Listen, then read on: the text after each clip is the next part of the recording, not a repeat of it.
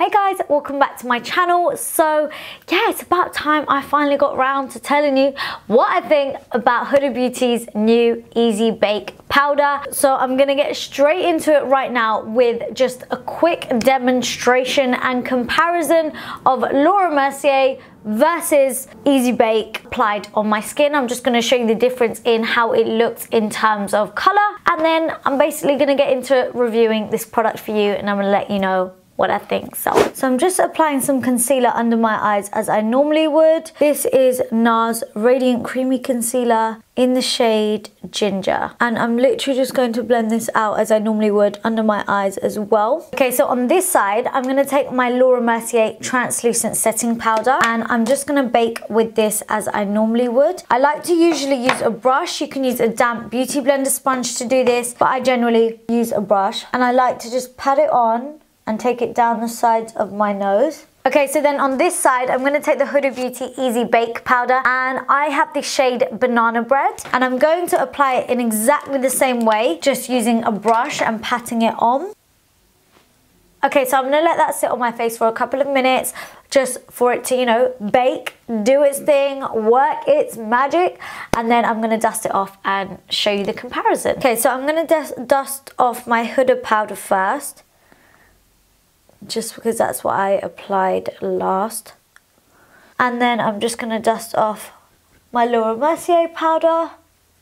I mean, the difference is it's quite subtle, I would say. If I come close up, the difference is not that much. I would just say the Laura Mercier one might be a tad brighter, but it's not crazy different. And this Banana Bread shade is actually really lovely. Okay, so now that you've seen the demo and you can see that they pretty much look very, very similar, and they kind of basically do the same thing.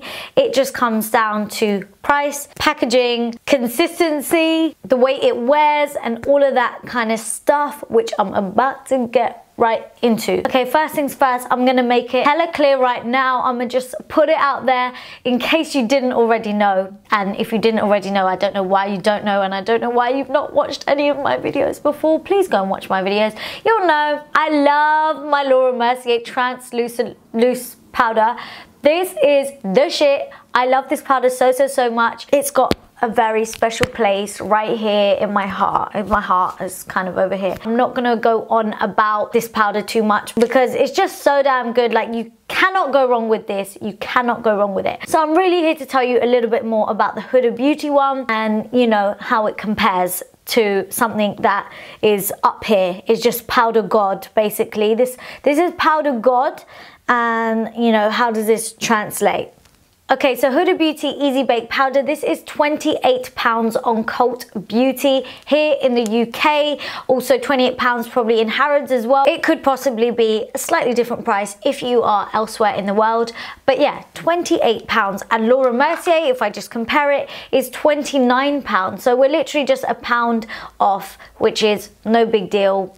Really, it really doesn't matter. Okay, so for £28, you are getting 20 grams of product, and with Laura Mercier, you are getting 29 grams.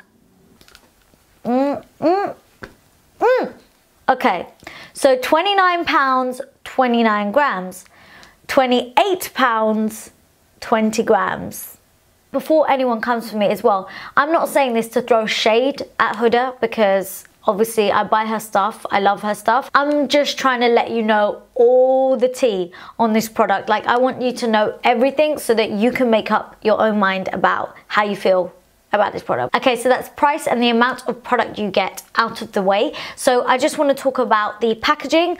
Obviously, I'm not going to get into the shapes. We can all see the shapes. We're not 3 years old. This isn't primary school. It's more so about when you open it up, what it's like. So with Laura Mercier, as you know, you kind of have this tray where the powder comes out into, and it's just really, really easy to get the powder out of the little bottom bit. So as for Huda Beauty, you open this up, and there's this kind of lid that you need to pull back, and you pull it back, and here we have, also that is the first time it's not gone everywhere. I have to say that lid thing can be quite messy, but yeah, you have this net I don't know if you can tell, but there is a net, and then the powder sits underneath this net in the container, and you're basically meant to just push onto the net to get more of the powder out. You can also tap the bottom of this just out into the lid and use it that way, but this net is basically here just to stop too much of the powder coming out and controlling how much you've got. If I compare it to the Laura Mercier one,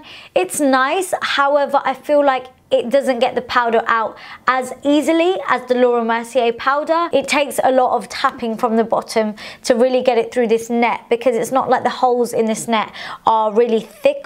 Oh, they're very, very tiny holes, and it's quite a thick net. But yeah, I guess it's good to like not waste too much powder. Also, just to quickly mention that this powder has come out in 8 different shades. I think it's really, really good that Huda's catered to so many different skin tones for a baking powder. I think that's fantastic. And from looking at other people's reviews and like just seeing so many different people from different skin tones find a shade that works for them is amazing. So I know that within the 8 shades of powders, she is actually catering to a lot of different skin tones, which is amazing. And of course, there is also a translucent version of this powder as well. In terms of the actual powder itself, it's a very, very lightweight powder. If I just show you on the back of my hand, it's really, really light, but it's got like a nice pigmentation to it. It just blends in really, really smoothly and quickly. It definitely doesn't feel heavy whatsoever. I feel like in comparison to the Laura Mercier one, it's a lot more lightweight. The Laura Mercier one is just slightly thicker than the Huda Beauty one. It just is slightly thinner, a lot more finely milled, and I didn't think you could get any more finely milled than the Laura Mercier one, but Huda's done it, and it really, really is super light. It's definitely a powder that you could pack on quite a bit of, and then when you dust it off, it's not super cakey, not super ashy. It still gives you a really nice blurred finish and blurred look without looking like really, really dry and crepey, because that is something that I really, really hate from some powders, but this definitely doesn't do that. It gives you a really nice smooth kind of effect. So another important thing when you are looking at buying a powder is flashback. Does it have flashback? And I don't think it does. I think when you're using a brightening powder underneath your eyes, same goes for Laura Mercier or anything like that, in pictures you are gonna look slightly brighter, but flashback is when it looks like proper like white under the eyes. You know that ridiculous Angelina Jolie flashback? Yeah, this powder definitely doesn't have that. I did actually take a couple of pictures, and I found that this powder doesn't have flashback at all, which is amazing. And the final kind of point I want to touch on is how it wears throughout the day and how it looks. Now, of course, Laura Mercier, I love it because it's super long lasting. It holds my oils at bay. It makes sure I don't get mega shiny, and it just stays put like the whole day. So I feel like the Huda Beauty one, I feel like it definitely is long lasting. It wears beautifully. I can wear it the whole day and not have any problems. So in terms of it being super long wearing, it really, really is.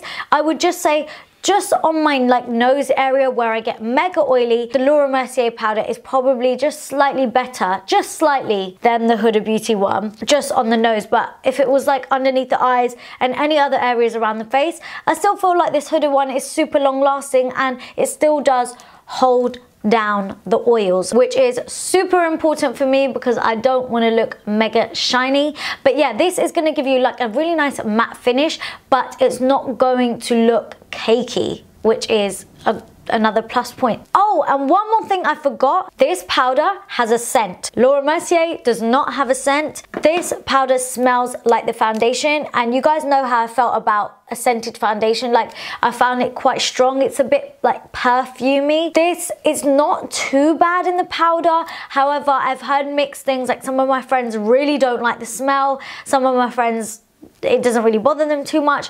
For me, I'm like okay with it. It doesn't bother me that much. I think it bothers me more in the foundation than it does in the powder, but that, again, that's just something to consider. But all in all, I would still say Laura Mercier is like my #1 favorite powder. I just feel like it gives you that extra touch more brightness, just a teeny bit, and just holds down the oils a touch more, just a teeny tiny touch more. So this is still powder god, but Huda Beauty is literally, it's right there. It's very, very close. All in all, it is a really, really good powder. And if you are looking for something that's kind of like Ben Nye banana powder, remember Ben Nye banana powder when it's all the craze, and you want to get that under eye bright eye effect and, you know, keep the skin matte kind of look, I would choose this over Ben Nye, because this is going to give you less of that powdery, crepey, heavy kind of look. So guys, that is all the tea on the new Huda Beauty Easy Bake Powder. I hope I've